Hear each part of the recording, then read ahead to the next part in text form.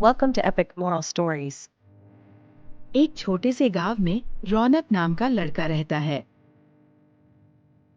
अकल में उसका मुकाबला कोई नहीं कर सकता था।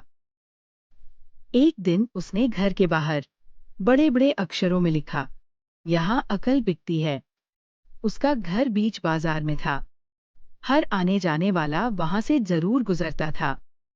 हर कोई बोर्ड देखता, हंसता और आगे बढ़ जाता। कई दिन बीत गए। रौनक की दुकान पर कोई नहीं आया, पर रौनक को विश्वास था कि उसकी दुकान एक दिन जरूर चलेगी। एक दिन एक अमीर महाजन का बेटा वहां से गुजरा।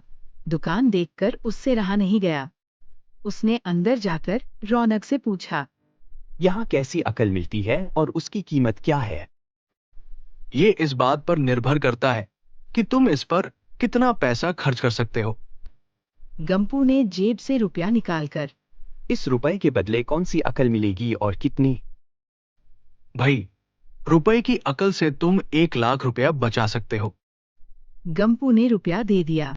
बदले में रौनक ने एक कागज पर लिख कर दिया। जब गंपू के पिता को पता चला तो वह गुस्से से आग बबूला हो गया। गंपू को कोसते हुए वह अकल की दुकान जा पहुंचा। वह रुपया लौटा दो जो मेरे बेटे ने तुम्हें दिया था।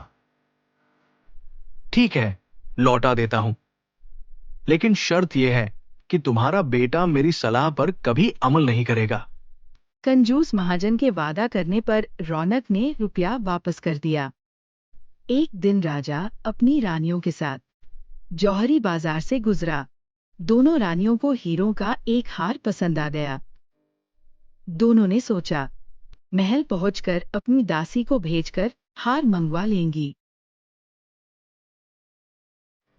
संयोग से दोनों दासियां एक ही समय पर हार लेने पहुंची। गंपू उसी दुकान के पास खड़ा था। उसने दासियों को लड़ते हुए देखा। दोनों दासियों ने कहा वे अपनी रानियों से शिकायत करेंगी। जब बिना फैसले के वे दोनों जा रही थी, तब उन्होंने गंपू को देखा। यहाँ जो कुछ हुआ तुम उसके बारे में राजा को सब बताना। दासियों ने रानी से और रानियों ने राजा से शिकायत की। राजा ने दासियों की खबर ली। गंपू से पूछ लो, वह वहीं पर मौजूद था। बुलाओ गंपू को गवाही के लिए। इधर गंपू परेशान हो पिता के साथ आखिर दोनों अकल की दुकान पहुंचे। माफी मांगी और मदद भी।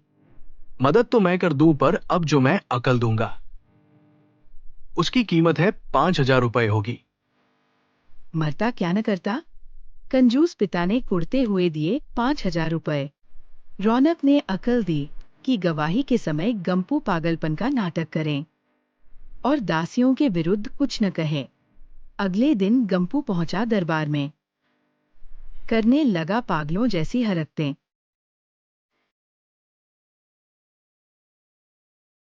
राजा ने उसे वापस भेज दिया।